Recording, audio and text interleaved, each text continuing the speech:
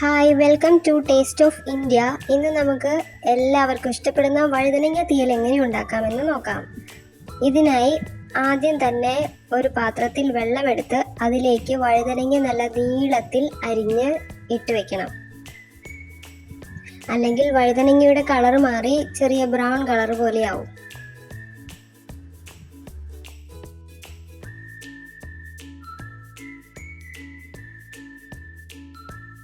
നെല്ലിക്ക വലിപ്പത്തിൽ വാളൻപുളി എടുത്ത് വെള്ളമൊഴിച്ച് സൈഡിൽ മാറ്റി വയ്ക്കാം. ഒരു പാനോ ചീനച്ചട്ടിയോ ചൂടാക്കി അതിൽ 2 ടേബിൾ സ്പൂൺ വെളിച്ചെണ്ണ ഒഴിച്ച് ചൂടായി വരുമ്പോൾ കടുക് ചേർത്ത് കടുക് പൊട്ടിക്കഴിയുമ്പോൾ 2 വറ്റൽമുളക് മുറിച്ച് ചേർക്കുക. ഒരു തണ്ട് കറിവേപ്പിലയും ചേർക്കുക. അതിലേക്ക് ഒരു സവാള നീളത്തിൽ അരിഞ്ഞത് ചേർത്ത് നന്നായി ഇളക്കി കളർ മാറി വരുന്നത് വരെ വഴറ്റുക. ഇതിലേക്ക് നമ്മൾ അരിഞ്ഞു വെച്ചിരിക്കുന്ന വഴുതനങ്ങ ചേർത്ത് കൊടുക്കാം. 1 ടീസ്പൂൺ മുളക് പൊടി, 1/2 ടീസ്പൂൺ മഞ്ഞൾപ്പൊടി, ആവശ്യത്തിന് ഉപ്പ് എന്നിവ ചേർത്ത് നന്നായി ഇളക്കി അടച്ചു വെച്ച് വേവിക്കാം.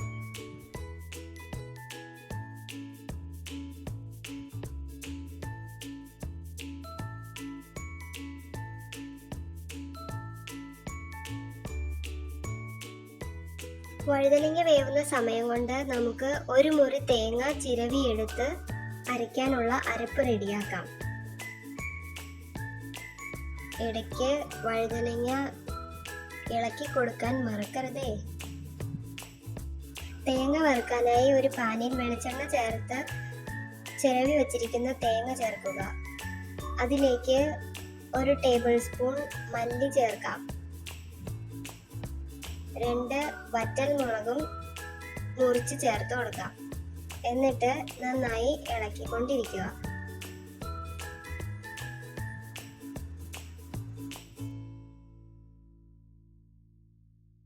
കൈവിടാതെ ഇളക്കിക്കൊണ്ടിരിക്കണം, അല്ലെങ്കിൽ അടിയിൽ നിന്ന് കരിഞ്ഞു തുടങ്ങും.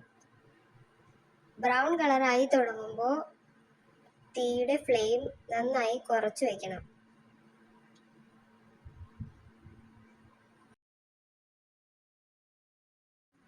തേങ്ങയുടെ നല്ല ബ്രൗൺ കളറായി വന്നിട്ടുണ്ട്. ഇത് ചൂടാറി കഴിയുമ്പോൾ മിക്സിയുടെ ജാറിലേക്ക് മാറ്റി അരച്ച് ചേർക്കാം.